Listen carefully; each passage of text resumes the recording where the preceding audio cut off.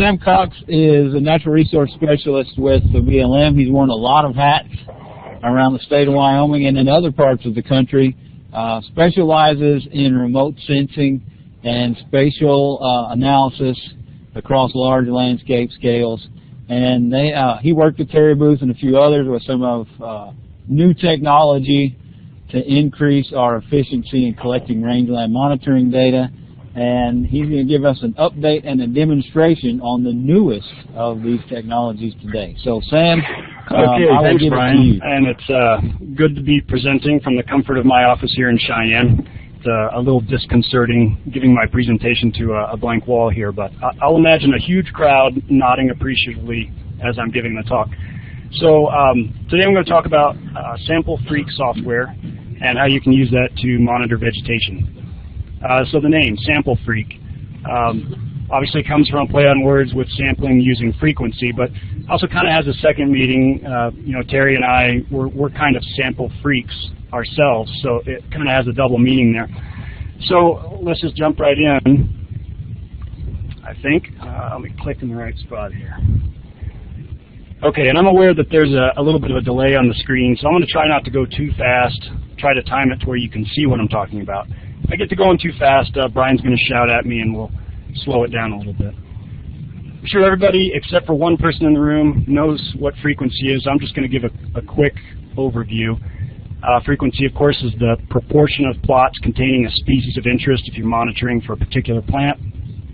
So you might have a field of a particular green forb such as this. You want to know its frequency. You can throw down, let's say, 20 plots, and then you just count the number of plots where occurrence of that plant exists. So you don't care whether there's one plant or 10 plants. You're just counting whether it's there or not. So if you have 20 plots, 7 plots have the plant there, you have a 35% frequency.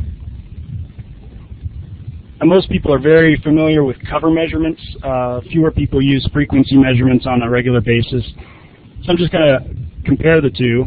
Frequency, of course, asks, is it there? Whereas cover asks, how much is there? Because frequency is a simpler question, it's just a binary yes or no, it often goes much faster. Frequency is insensitive to seasonal changes in morphology for the most part, whereas cover is very sensitive to seasonal changes in morphology. So you can think of the example of a forb, leafs out in the spring, it has very low cover, it expands throughout the season to increase cover, maybe quadrupling in cover, and then as it senesces, it reduces in cover until you can't hardly see it at all. So the cover throughout the season changes dramatically, whereas the frequency of that plant isn't going to change at all. As long as you can tell that it's there, frequency stays the same.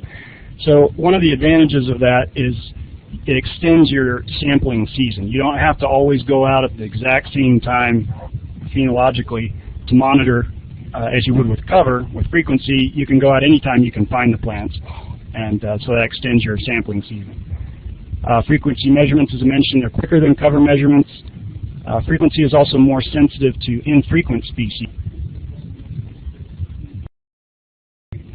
than point intercept cover measurements. And so that's important if you're looking for rare plants or if you're looking to see the leading edge of a weed invasion. Frequency is often correlated with cover, but the two are independent. Frequency depends on plot size, unlike cover. The ideal plot size for your frequency frames would yield a frequency between 20 and 80%. And that's because if all your plots were 100% right off the bat, you would never be able to detect expansion. And if all your plots are 0% right off the bat, you wouldn't be able to detect any reduction in that plant frequency. So as an example, if I'm monitoring a large area with this red forb, and I go out there on my transect and I pull out this white frame, it's pretty clear right off the bat that every frame is going to have this red plant in it. I'm going to have 100% frequency, and that's really not going to be helpful to me because this plant could quadruple in population next year, and I wouldn't be able to measure that. So my solution is to use a smaller frame. So I pull this blue frame out of my pack, and I think, well, that's still going to give me 100% frequency. Incidentally, they're working on the HVAC on the roof above me, so if you hear any grinding noises, that's the drill going. So then I'm going to pull out the smallest frame I have, and that's this red frame. And I think, well, that's going to work pretty good. Some of those frames are going to incorporate the red plant, some of them aren't. That's good. So I might go along my transect with that frame. But I'm also interested in this green plant here. And that red frame is not going to work for the green plant. But the blue frame probably will. So I can use those frames simultaneously. And let's say in the same pass I want to measure the magic purple shrub. Blue frame's maybe going to work, but the white frame would work even better. So now I've got 3 nested frames, and I can go along my transect in one pass, and I can gather all my data at once. So many of you know this is the nested frequency method. It's a pretty slick method. It does just have some minor drawbacks in that you can put any number of nested frames in your plot, but you still have to decide on the frame sizes before you start sampling. And you can't change frame sizes in your trend monitoring. So for example, you wouldn't want to compare frequency from a square meter frame to frequency with a half square meter frame. And of course you have to decide ahead of time what species you want to look at. And the danger of that is that one species you skip the first time out may later turn out to be very important. So SampleFreq software solves all 3 of these drawbacks. Utilizing digital imagery, you can, in essence, go back in time to reanalyze plots with different frame sizes, or you can look at different species. And this is true with any photo monitoring technique. That photo record is permanent, and you can always return to that to ask different questions. So in a nutshell, SampleFreq software facilitates the nested frequency measurements from digital imagery. And the software was developed by Terry Booth with the ARS, myself, of course, with BLM, and Bob Berryman out of Boulder, Colorado. He did all the actual code for the software. Software is free. It's not many things in life are free, but SampleFreq is. Go to samplepoint.org. You can download it. It's a quick and accurate vegetation trend determination. It's quicker than measuring cover, and we found it to be accurate with a couple of caveats, and I'll get to those in a minute. Is SampleFreq easy to use? Well, watch the presentation, and then you can decide for yourself. So you need just 4 things to use SampleFreq. You need nadir photographs, you need a known image scale, you need sufficient resolution to see the plants of interest, and you need a computer with SampleFreq and Microsoft Excel. So a nadir photograph is a fancy name for a photograph that points straight down. And you need to know the image scale of those photographs because frequency measurements are based on area. So you have to know the scale of those images. So I'm going to introduce a term that you probably heard before, ground sample distance, or GSD. And this is the linear ground coverage of a pixel. And a pixel, of course, is the square element of a picture element, pixel. So for, as an example, a Landsat satellite imagery has a 30-meter GSD, and that's where each pixel covers 30 meters by 30 meters of ground. So you need to know what the GSD of your imagery is. So how do you do that? Well, the simplest way is a little two-step process. You measure a known object or a known distance in the image in millimeters, and then you divide that distance by the number of pixels occupying that space. And an easy tool to use for that is the line tool in Photoshop. So for example, if you're using a monopod setup like Griff is here along the transect, once you get the monopod height set, you lock it down and then take a picture of a ruler. You know the ruler is 304.8 millimeters. I can take that image into Photoshop and I can measure with the line tool, and I see that that ruler is 899 pixels. So then I simply divide 304.8 millimeters by 899 pixels, and I get about 1/3 of a millimeter GSD. Another example is I've got a frame in the picture of a known width. So in this case, this is a square meter aluminum frame at the base of the camera stand. I know the distance between the 2 upright posts is exactly 1 meter, and I know that I can measure that in Photoshop, and I know that that's 2,034 pixels. I do the math, and I get about 0.5 millimeter GSD. So there are 2 ways you can go about figuring out the scale of your imagery. That's about the only complicated thing for using SampleFreq. The third thing you need is sufficient resolution to see the plants of interest. May be obvious, but you have to keep in mind that you can't measure what you can't see. I find that a 0.5 millimeter imagery allows me to see virtually any plant I'm interested in, and there's no reason not to get higher resolution if you can.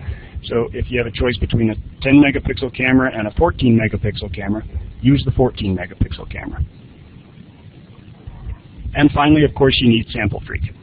Again, this is free, available at samplepoint.org. Incidentally, there's also a tutorial and a help file that you can download and check out. And then you need Microsoft Excel. And as far as we've tested, any version of Microsoft Excel works. Okay, so now it's time to demo SampleFreq. And I'm going to leave PowerPoint. And I'm going to bring up SampleFreq. And this is where we could get in trouble with the lag time, so I'll have to remember to go slower. So the first thing when you open SampleFreq, you get the interface. It looks like this. You have to tell the software what images you want to analyze. So I go up here to the database button, and I'm going to create a new database. And the database in this case is just a Microsoft Excel spreadsheet that's going to keep track of the images. Okay, so I'm going to name this database. I'm going to call it East. And then here's where I need to know that GSD, right? So I'm going to type in my GSD, 0.49 millimeters. And I'm going to go down here and populate the database. And this brings me into my Windows Explorer. I can go out anywhere on my computer and pick up images.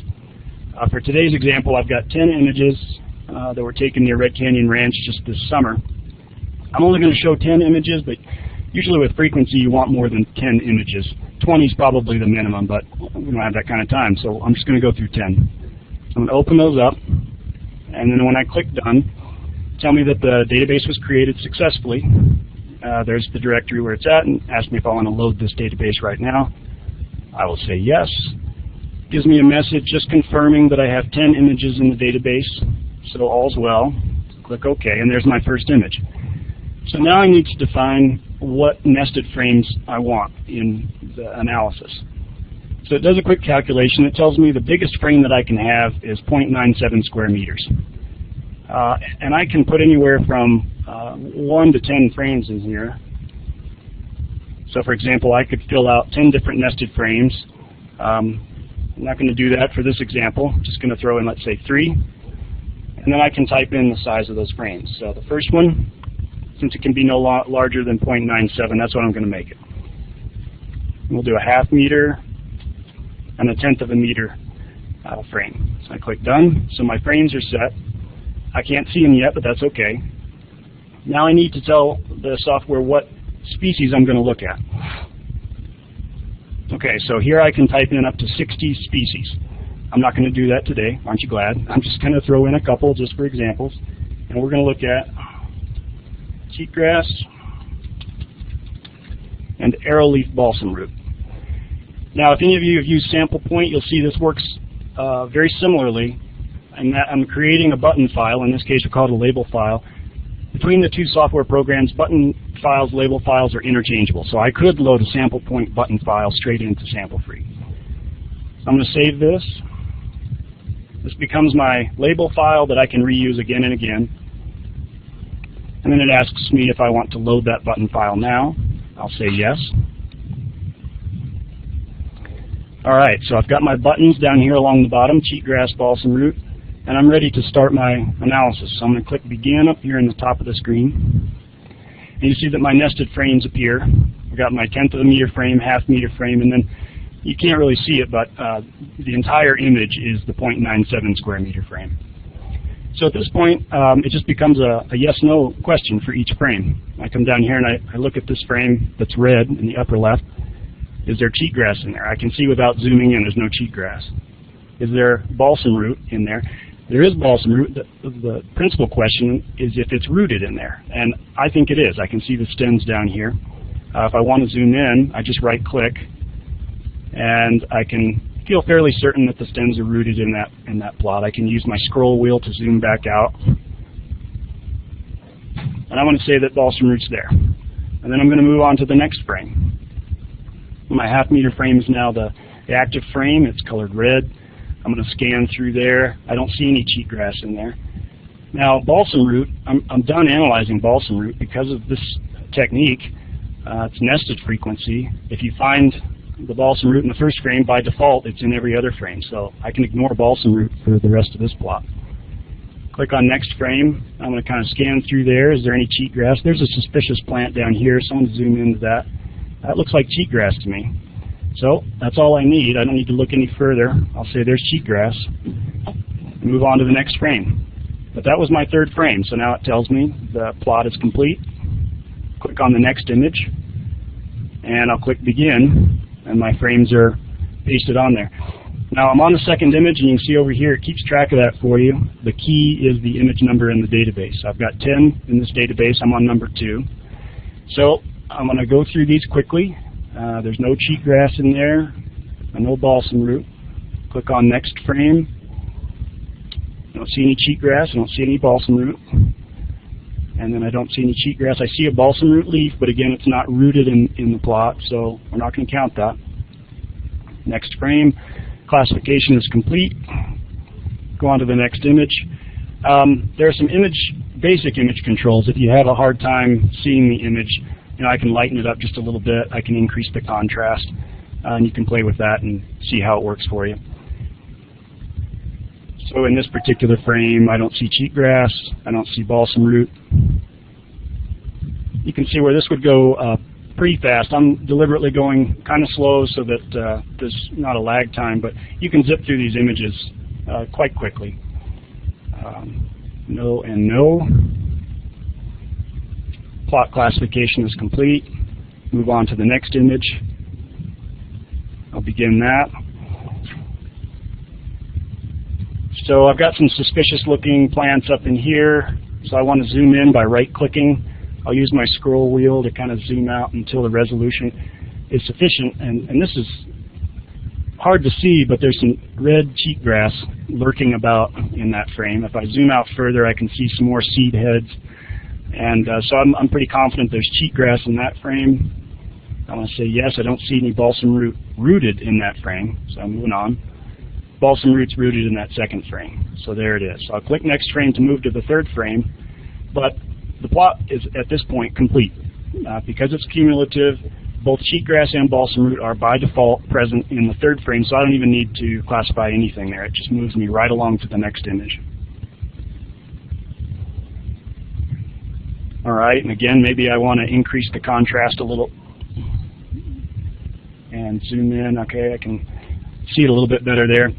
I see that the balsam root's not rooted in there. I want to say no, no cheatgrass. Move to the next frame, and I've got some balsam root rooted there, no cheatgrass, and still don't see any cheatgrass. But I do see some phlox here that might be of interest to me. Let's say maybe I want to make a comment on this. So I can type in anything I want in this comment field, and it will save that to the database. So I don't have to make paper notes as I'm going along. Anything that catches your fancy, you can just write that in there. Click Done, and that comment is visible in the comment field. And again, that will be saved with the database and the summary. So that plot is all done. Move to the next one. I'm on plot 6 now. There's a suspicious plant there. I'll zoom in. That looks like cheatgrass, so I'll say yes. No balsam root. Move to the next frame. It resets it so I can see the whole thing. No balsam root there. No balsam root there.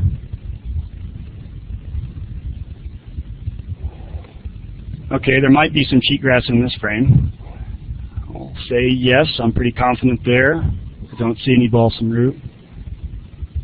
No balsam root there. And no balsam root there. And hopefully I'm not going too fast, but I think you get the idea by this point.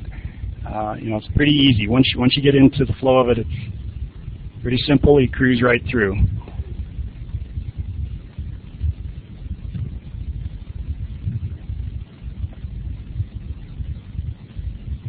All right, getting closer to the end. So there's a balsam root in that first frame.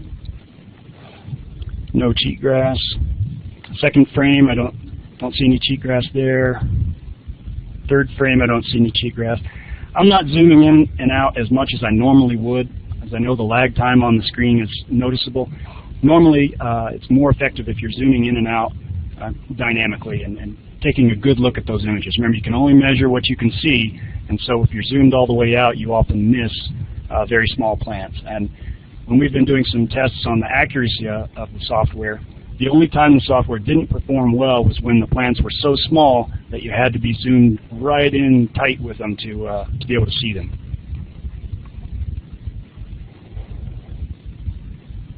All right, I'm on the final image here.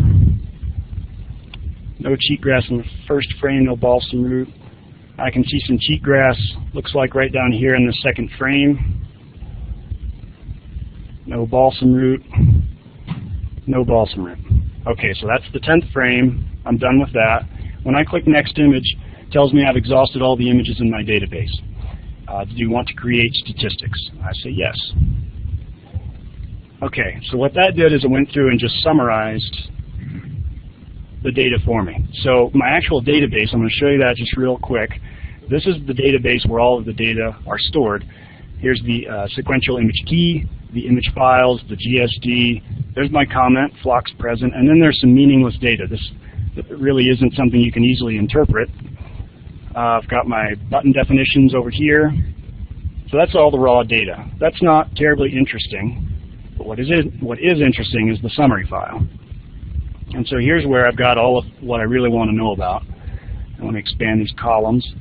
So it tells me the database name and the pathway, number of images, the date, today's date, the version of the software I'm using, and then it goes through species by species, and it gives you a frame-by-frame breakdown of occurrence. Here are my frame sizes, and then for each image, a 0 means that this cheatgrass wasn't present in that frame, a 1 means that it was present. And then down at the bottom, it tabulates the frequency for you here. So I can see that for my half square meter frame, I had a 50% cheatgrass frequency. That's pretty good. That's right where I want it to be. I can detect in future years both an increase and a decrease in frequency. For balsam root, we had similar results. The smallest frame is getting close to 0. We probably wouldn't want to use that, but this half square meter frame is probably right on the money, or the full square meter frame. And then down at the very bottom, we have the full summary. So without ever putting pencil to paper, you've got all of your data right there. And let me, no, don't need to save that. Get out of Excel. And I want to get back into PowerPoint for just a couple of slides.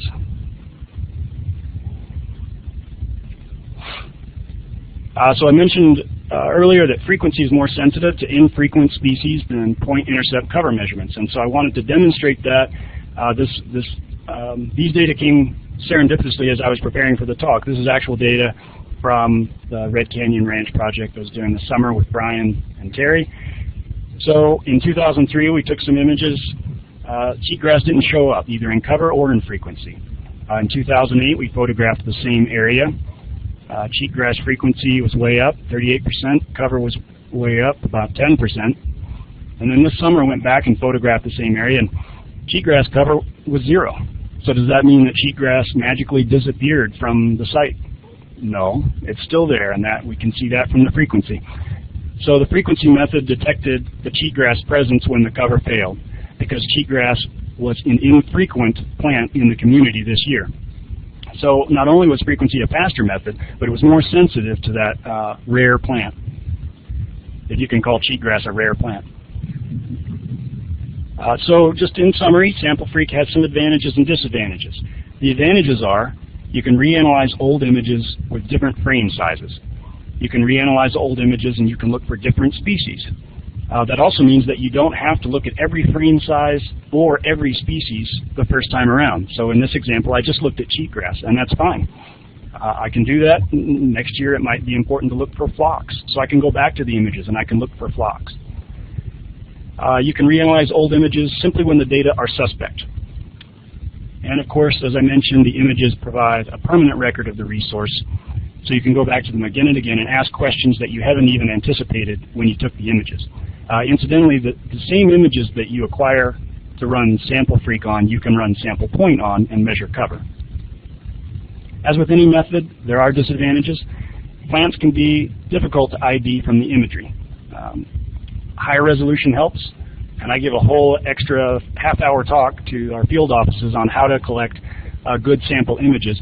But basically it boils down to you want good, crisp, sharp photos with minimal shadows. Field experience is helpful for you to be able to recognize those plants in the images, but it's still difficult when you can't get down and look at the image in a three-dimensional space. Data management can become a problem when you're taking images on dozens or maybe hundreds of sites. The imagery takes up a lot of storage space, and not only does it cost money to store it, but it's difficult to keep track of all of it. So you need a plan going in of where you're going to store all of that imagery so that not only you, but other people can get back to that imagery.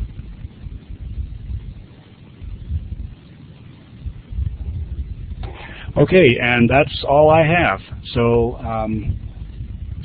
I can't see the clock on my screen, so I'm not sure where time-wise, but I'd be happy to entertain any questions. Or you know, I think Terry Booth might be in the room, so he's probably also willing to answer some questions from the audience. So Terry he's nodding vigorously with a big smile on his face over there. So Sam, we're gonna clap and give you some thanks for being technologically sound and helping us do it. So actually, we're running a little bit ahead of schedule. So are there any questions that we can have Sam try to address, or Terry, either way, May? Okay, so I'll try to encapsulate the question. So does the height of the camera need to be the same each time, or will that affect the GSD if it's a little bit off as far as distance from the ground, but you still capture the same frame size overall? So as long as you know the GSD of the imagery, you can change the distance from the ground slightly.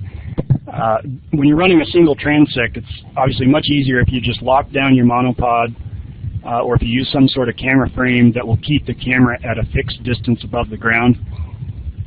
You may be referring to a method that we call the freehand method, where you're simply holding the camera and you're trying to zoom in on a frame on the ground. That would work too.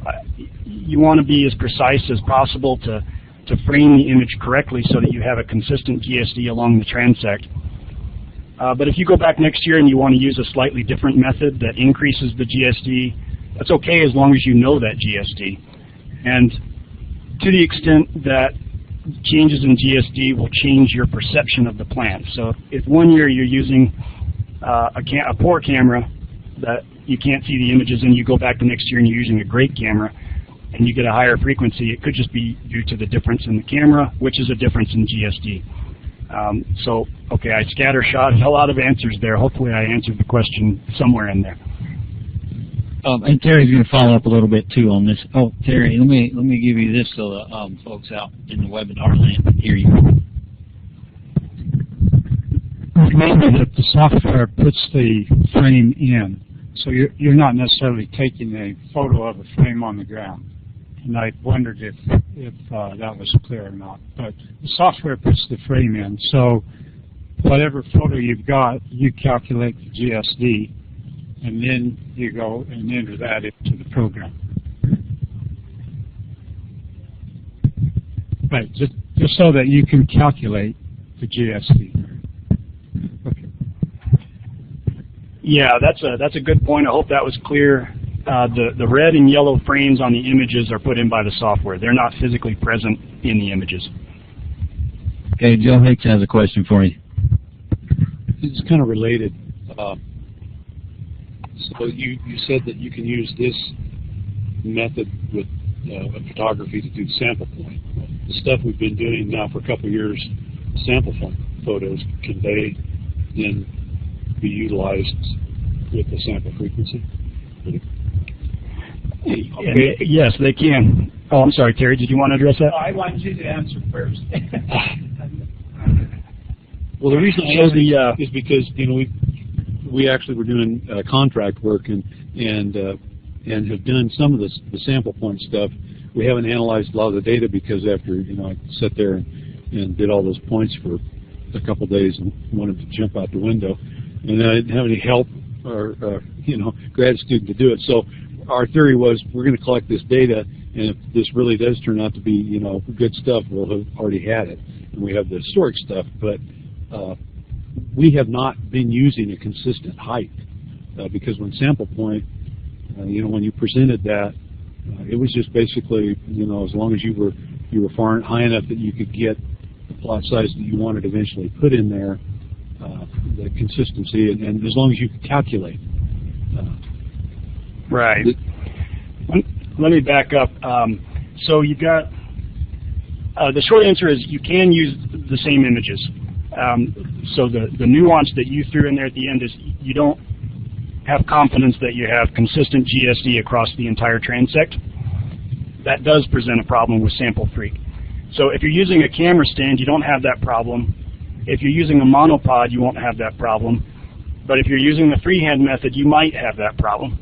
And there's probably not time to go into the collection of the images with the freehand method, but what we often recommend is to either paint the tape at like an 87, I think it's an 87 centimeter interval, or put down a couple of markers, little painted sticks or whatever, at 87 centimeters. And then looking at the back of the camera, you zoom the lens in or out, or you move the camera up and down until those markers or the painted segments on the tape are just inside the frame. And what that does is it gives you a half square meter frame. And then you can go along and be relatively consistent with the frame size and thus the GSD. And so if you use either markers or painted tape, and when you're taking those photographs, a slight change in the GSD probably isn't going to be a big deal, and you can probably have confidence that your frequency measurements are going to be valid. So Chuck Butterfield has a question. I do quite a bit of work with nested frequency and in really heavy sagebrush cover. Have you done a lot of work on ground truthing this methodology, especially looking at all species? Because that's a lot of times what we need is all species, and I can see where a heavy canopy cover might limit this a little bit. And then kind of a second question, have you done any consideration of looking at spectral signatures on these to see if you can, pick out species just on different bandwidths? Okay, good questions. As far as the canopy cover, you're absolutely right that a heavy canopy cover is an impediment to photo monitoring, and that's true with SamplePoint, and that's true with SampleFreq. As I mentioned, you can't monitor what you can't see. So if there are plants under the canopy that you can't see, you can't monitor them, and in a heavy sagebrush area, this method may not work very well. We used it on grasslands, and we did a project last year where we did go out with about 20 volunteers, and Brian was one of them. We ground truthed the data, and for what we found, for plants that were larger and very visible, the accuracy was very high between the field data and the SampleFreq data. Where it got into trouble was when the plants were so small that they only occupied maybe 5 or 6 pixels in the image. And people who were running the software either just skipped over it by going too quickly, or they just couldn't see it because the resolution of the images wasn't high enough. And so to avoid those problems, you would want to slow down in the analysis, and you would want to use as high a resolution image as you could. So again, the accuracy was a mixed bag, but it does boil down to if you can't see it, you can't monitor it. Now, as far as the spectral signatures go, with SampleFreq, we've done no work at all looking at the spectral signatures. But with SamplePoint, we did quite a lot of work looking at that. So in a nutshell, we went through, analyzed a lot of pictures with the point sampling, and then we took those data and assigned the RGB values to each of those points and each of those classifications. And in fact, you may have seen in the SamplePoint database, it collects the RGB values for every point. What we found is that among the plants we were looking at on rangeland, the spectral overlap between, say, bare ground and litter was so high that there was no effective difference. Similarly, the spectral overlap between grasses and fours was so high that we couldn't tell the difference. Occasionally, the spectral response from sagebrush was unique enough that we could pick that out. But there's another little twist there, and I don't want to go on too long here, but when you get to such high resolution images like what we're taking here, it's not like satellite images. If you took a picture, if you took a Landsat scene of a cornfield, it would be a very homogeneous green because those pixels are 30 meters. If you took the same cornfield and you photographed it 3 meters above ground, you're going to see individual corn leaves, and on those leaves you're going to see some brown edges, some green veins, you're going to see some shadows in between those, and you're going to see every color of green you can think of on the leaf. So you're going to have a whole spectrum of color within a leaf itself. and trying to use that as a spectral signature for identification proves to be very, very difficult. Okay, thank you. Yeah. Are there any more questions? Got a question here for you. What are the transect sizes, and how many transects you lay out on a unit of land? I had a hard time hearing that, but it sounded like you were asking about how long a transect should be and how you put those transects out on the landscape. Is that right? Correct. Okay. So I'm no expert on how long the transect should be, and I think that's probably a question that should be answered based on the site that you are sampling. You want your transect to be long enough to incorporate the diversity of the site. You do not want your transect to be too long so that it crosses into another ecological site. So you have to be mindful of the soils and the vegetation. We were looking at transects that were 100 meters long and take a plot every 5 meters, so that gives you 20 plots. So I think that's a pretty good place to start, but of course there are variations in there, and I don't think there's any set rule to that. As far as where you should place your transects, you want to place them randomly, but within a single ecological site. So you don't want a transect starting in grassland and crossing riparian zone, obviously, but then a lot of times those ecological sites can be more subtle than that. So you just have to be mindful of that. Of course, with each transect, you're not getting 20 independent plots. One transect is essentially the sampling unit. You have 20 plots, that gives you one frequency value. So you want more than one transect, of course, to get an average frequency over an ecological site. And I bet Terry would have a comment on this one. You did an excellent job. Okay. So that was a very brief comment from Terry. Let's thank Sam one more time. We're going to move on to our next presentation.